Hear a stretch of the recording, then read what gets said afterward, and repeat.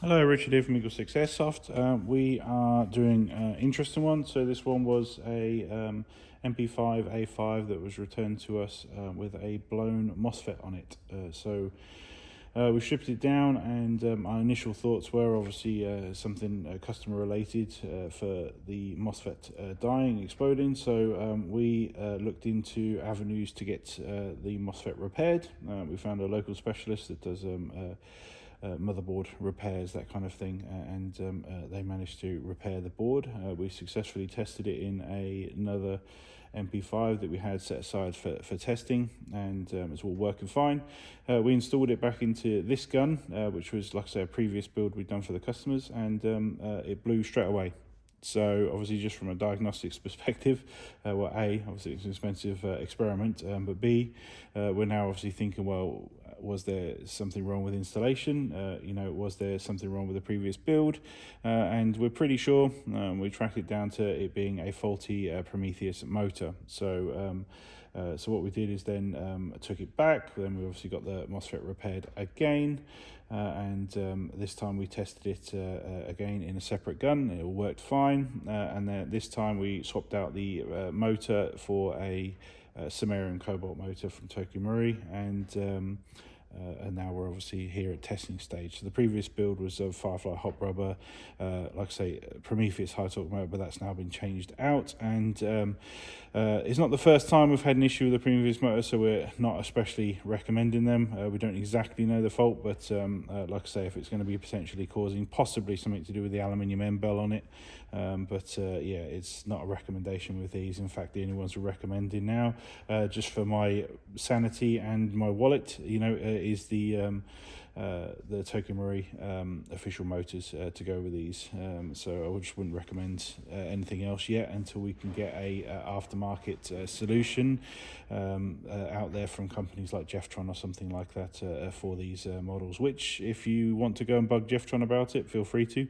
Hopefully we'll be able to get a product made for this soon, because we've sold crap loads of these MP5s.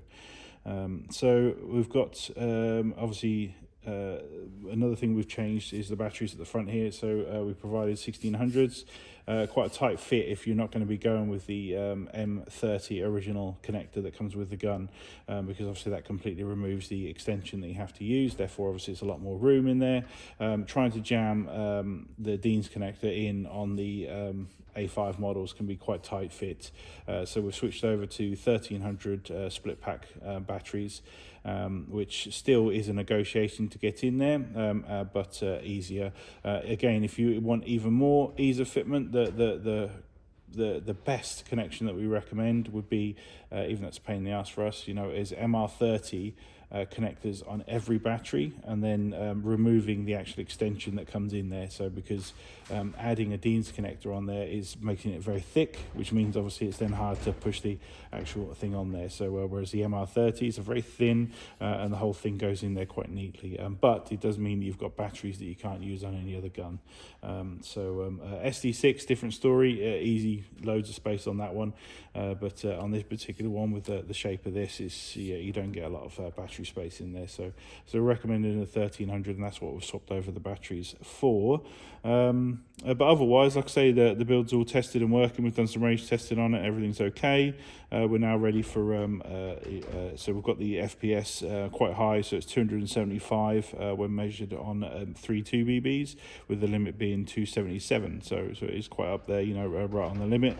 But like I say, it is under, and yeah, we're obviously happy with the performance, because obviously who wouldn't be at 275 FPS on 3.2s.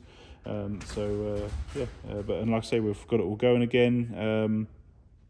Obviously it's a whole long-winded thing and a pain in the arse, but we've, like I say, managed to get it all going, so we're obviously quite happy with that.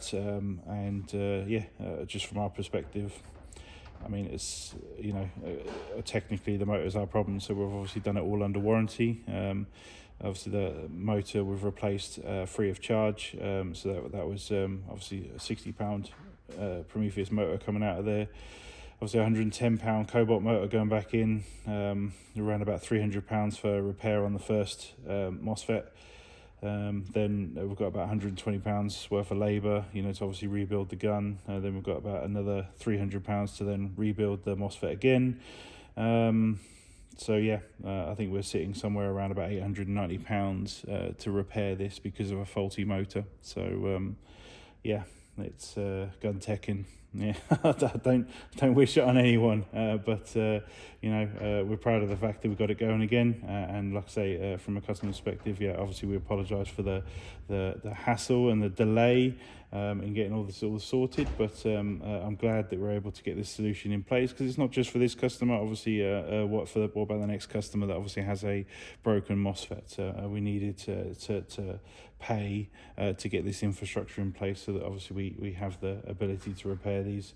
Otherwise it's just waiting until Jeftron hopefully makes something, you know what I mean, so, or Gate, you know, and there's never any guarantees there. So but yeah, enough of me talking. I'm going to demonstrate it working.